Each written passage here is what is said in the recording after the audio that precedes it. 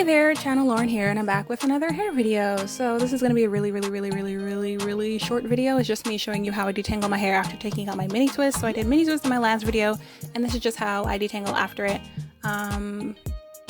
Sometimes when I wear mini twist, there is a concern that my hair will lock or be really difficult to detangle, but it is not.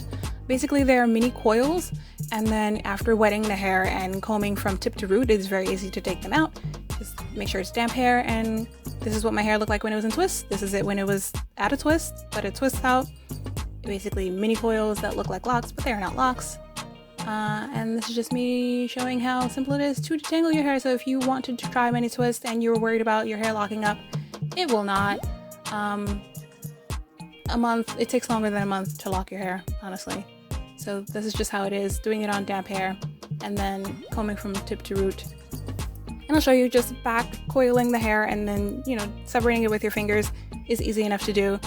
And then just showing you how it is. All right, thanks for watching. Bye.